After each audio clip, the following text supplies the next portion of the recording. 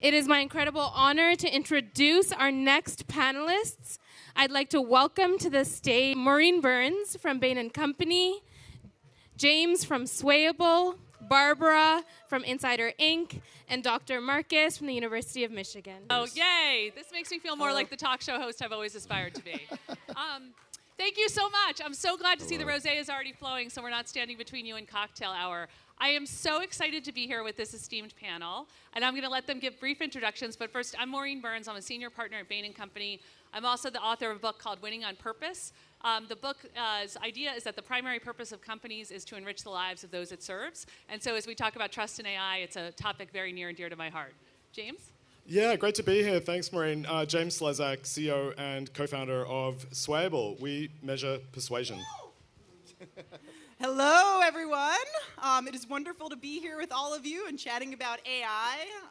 My name is Barbara Peng, and I'm the president of Insider, the global news organization.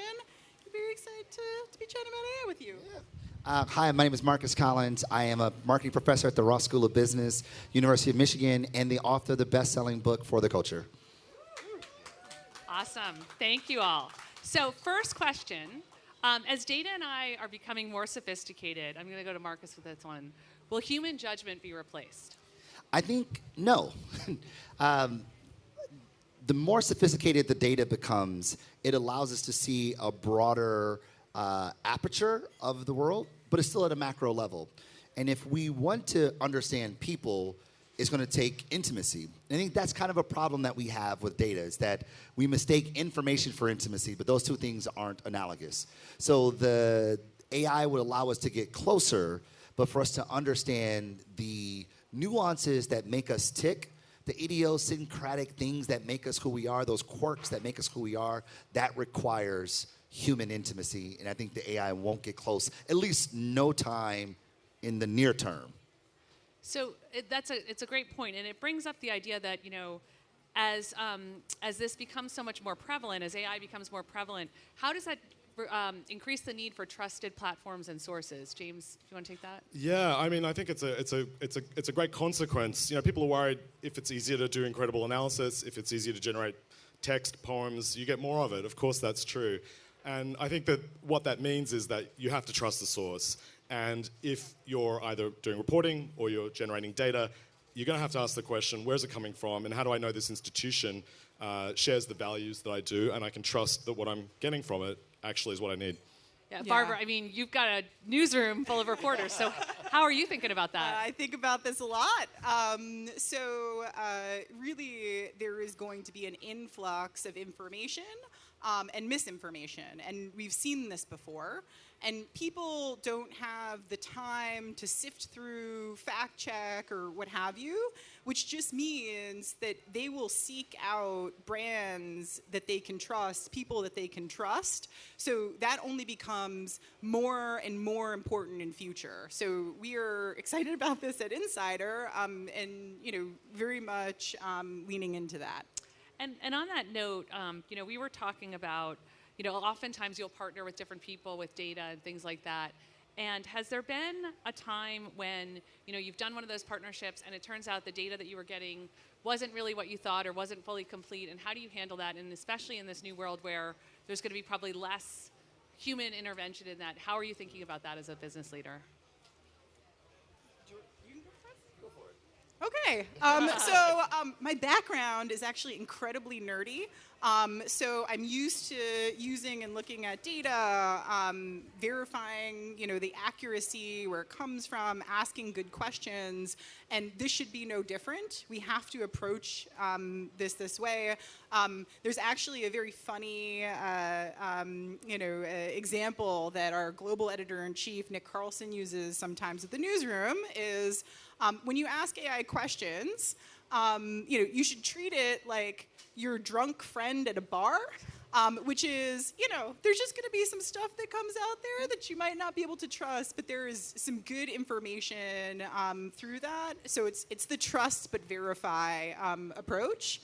I think it's really important to remember that, and remember that that's part of ChatGPT, AI, and what have you. So we should be thinking about it as the folks we're meeting at the bar at Cannes. I mean, I think it's a really good point, though. It's a good stimulus, right? It's a good kind of jumping off point. I mean, you see creators use it as, I have this idea, give me some inputs that I can use to sort of flush it out. It's like the Jay-Z lyric, you made a hot line, I made a hot song, right? So it's like it provides good stimuli, but it's required for the creator, the writer, the creative director, the copywriter, the art director, to be able to extract that and give it meaning. And it's a great point, Marcus, and you've spent a lot of time in your life with creators. Can you talk about just what this means for them from just a creativity standpoint, as you touched on, but also a compensation standpoint and an intellectual property standpoint? So just like all new technology is going to require new legislation, right? Like when the internet came out, it required new legislation when it comes to IP, who really owns it, who has a right to it, and who can distribute it. So that needs to happen, and that discourse is going to take place for sure. But I think that just like all technology, which at its core is a man-made means to extend human behavior, that technology is meant to help us get better at a thing. And I think there is a bit of like purity that we think about creative and say, are you really the writer if it came from AI? And it's like, well, like people who made music using beat machines, drummers were like, you're not a real drummer. That's not a real beat. And hip hop, which I'm a part of that culture of consumption, like it's all about taking sources that already exist and reworking it and refashioning it. And you mean to tell me like Q-Tip isn't a real musician or isn't a real producer? So I think that like we have to remove a little bit of the purity of creativity and think about these catalysts as one step forward to help us extend human behavior.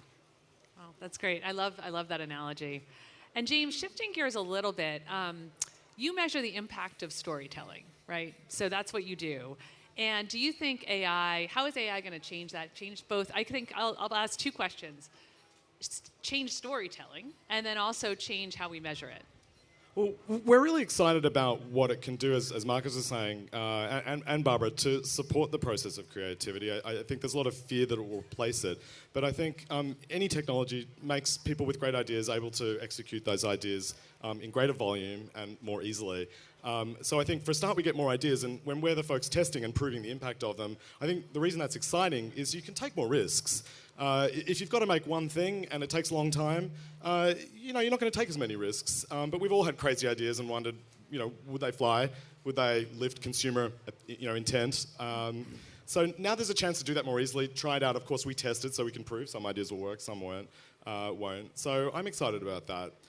On the Swayable side, we're also immediately using AI not to replace human judgment or input, but actually to draw more judgment and more feedback from people. So some of the most exciting experiments at Swayable right now are using some of these interactive techniques that the chatbots now and the LLMs, large language models, can support to just ask consumers more questions. At the end of the day, we're talking to thousands of them very quickly and using that to understand how the creative works. So now when they say it doesn't, or it does, they like it, they don't like it, we can say, hey, why? Or you said this, what did you mean by that? And we get this richer information from the consumer. So it's not replacing it, it's getting more of it. Yeah, it's interesting. I think as I've observed over the week, there's this confluence of AI, trust, customer connection, creator content that's all coming together. And the one thing that seems true is the closer you are to customers, that's the only way to navigate this, right? I mean, it's the only way to make it through. And I had an article a few years ago titled, Will the Bots Love Your Customers? And I think that, one of the big imperatives is, like, how do we create customer-loving bots, right? And so I think what you're describing is something that Swayable can help with. I think it's such a good point you're making there, that ultimately, like, we ask the question, who needs humans? Like, we need them, us, to make meaning. Mm-hmm. I mean, ultimately, it requires a certain level of intimacy to understand that for some, a cow is leather, for others, it's a deity, and for some, it's dinner. Well, which one is it? It depends on the person and your ability to extract meaning from it.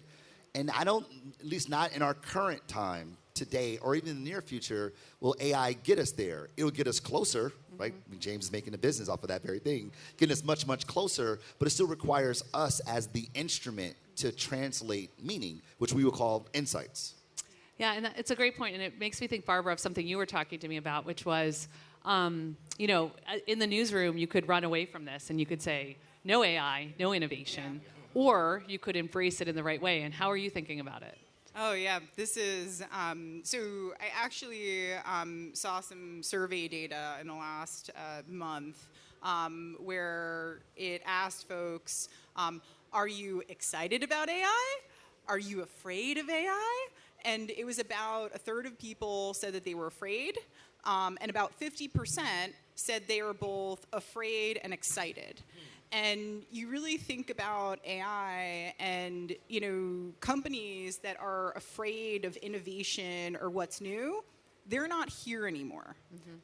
It's the companies that embrace innovation, who embrace change, who embrace the future, that not only succeed, but that they thrive. So at Insider, very much in our DNA and how we grow and how we move forward. So specifically for the newsroom, what I love is it's easy for a creator to be very afraid of something that might, displace them. It can do my job. But our global editor-in-chief of Insider, what he did was he just utilized ChatGPT every day, figured out what it could help him with, what it could help our journalists with, and he went out there and he said, hey, this thing is great. It helps me do my job faster and better, and here's how I used it, and I want you to try too.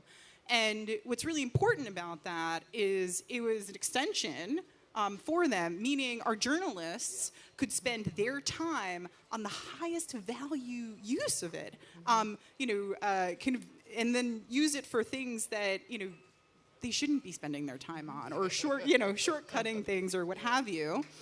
So it very much has been a tool for journalists, a tool for creators, and something that really drives efficiency. Yeah. I mean, if you look at it, the Greek philosophers argued that the written word was going to make people dumb. Like, we've always been afraid of technology because new is hard, change is hard. But to Barbara's point, like, they help us do more. Yeah. Yes, and I would also add too that it's a really great skill and rare and important skill to have, to know how to utilize ChatGPT and AI. It's something that the people who are embracing it will be able to use that tool and take creation and what they're doing to next levels. So they shouldn't be afraid. Should check it out and try it. Yeah, it's such a great point. I mean, I think we're all telling our kids to become prompt writers. But James, I want to turn to you. Seriously, what's the job of the future? Right now, it's prompt writing. But James, I want to turn to you on that point because so much of this does go back to values and trust. Because this technology is only as good as the humans that are ultimately in control of it, right? And so if we think about it all being based on data, and you spend a lot of time looking at data and looking at the impact of data on individual opinion, is there such a thing as neutral data? And oh, that's a great question. Look, I don't think there's any activity you can undertake that doesn't have the basis some values behind it. The people in an organization are doing the thing for a certain reason, set of goals, and underlying that some values. So if the data is coming out of an experiment, out of a platform, I think in that regard there are values underlying it. What they've chosen to focus on, what they've checked the most, what they have checked less. And I think we're really going through this transformation where 5-ish years ago, not even that long ago, the idea about a data platform, really any tech company, was, you don't really need to worry too much about the values. Don't sort of ask too many questions. Just sort of cash the checks and, do the work. And I think people are starting to realize that can lead you down some dark roads if you're not careful.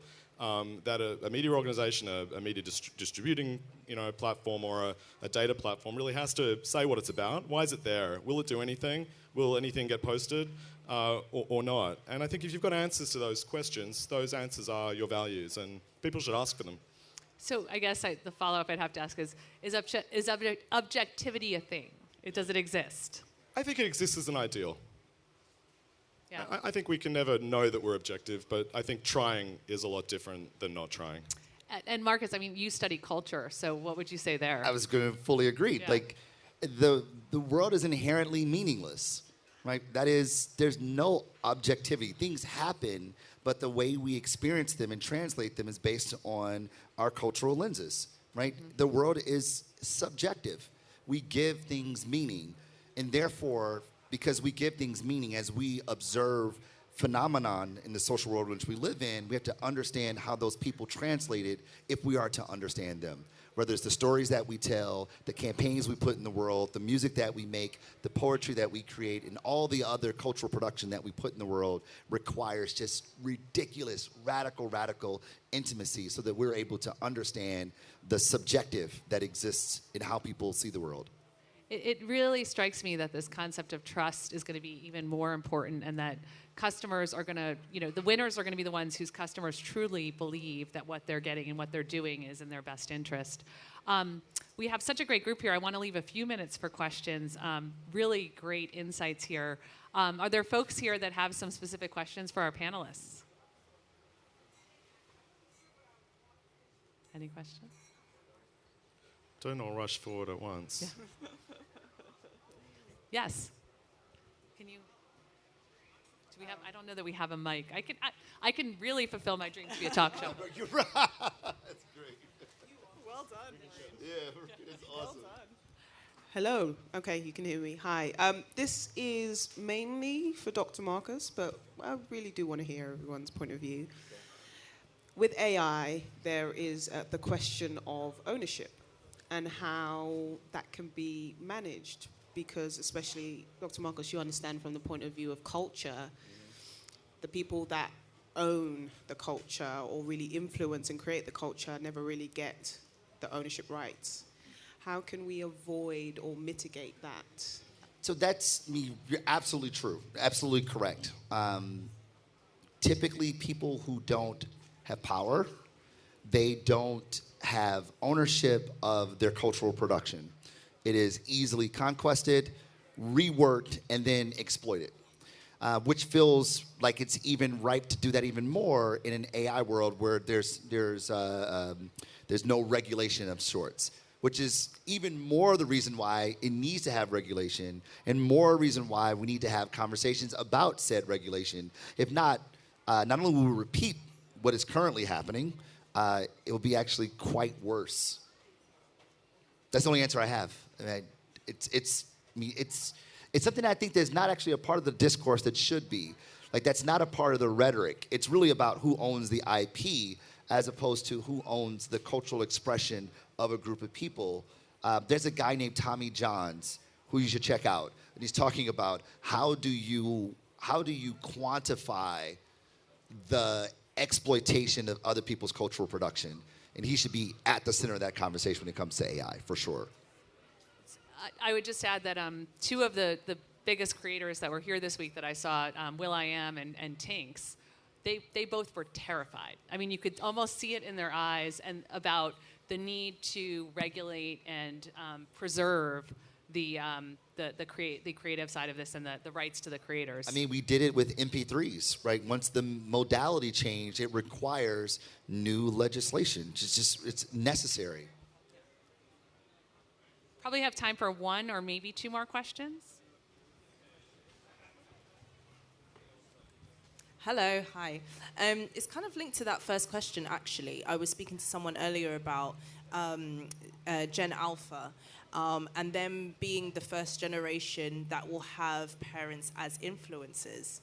And so a lot of them, post their children online without their consent. And so as a result of that, do you think that there are going to be any behaviors that you see change with that generation? I'll give us as an example, millennials, of which I am.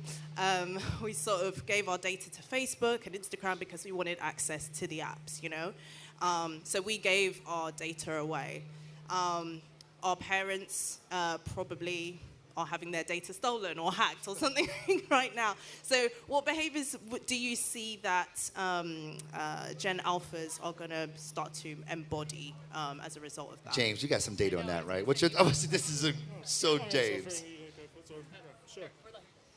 Oh yeah, I think it's actually a healthy trend as you go from the older to the younger generations. I used to work at New York Times, and we were constantly worried about our readers aging out.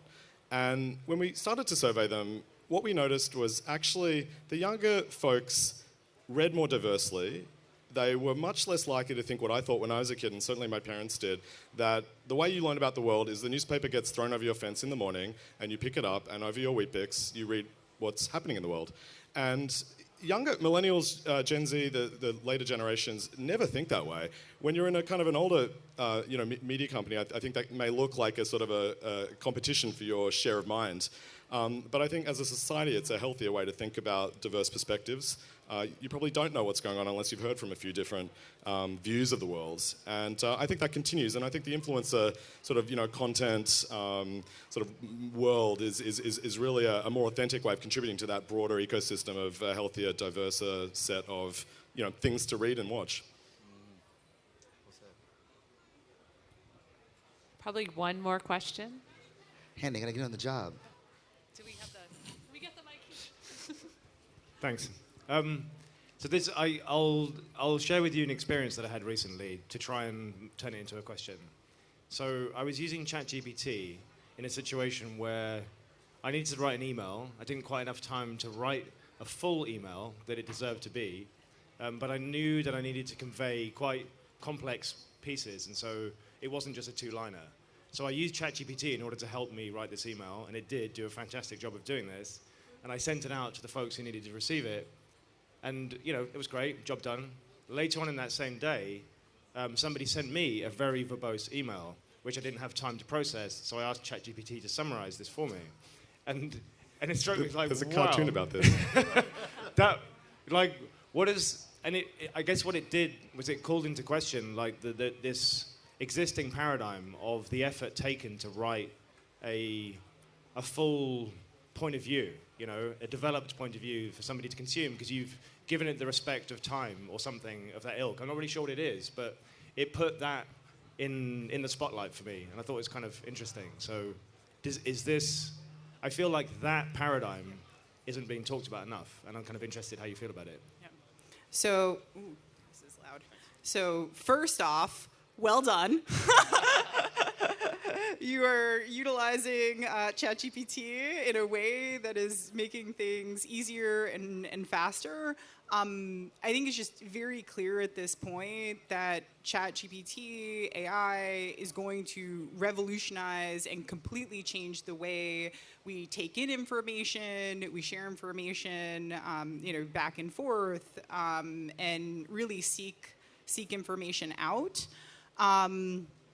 So I would just say that what you've done, it will continue to iterate over time and evolve to the point where it's incredibly efficient to get whatever information that you're trying to get out there and then get something back.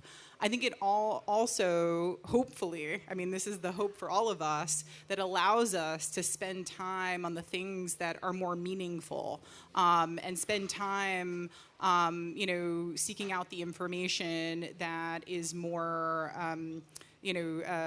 of depth, of expertise in different areas, and it will kind of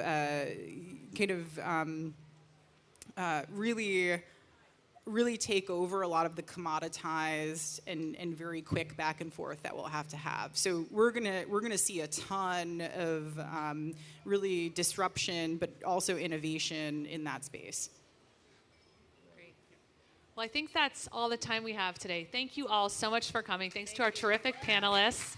And I think the takeaway is trust is critical. Know the people you're dealing with, values, and embrace innovation.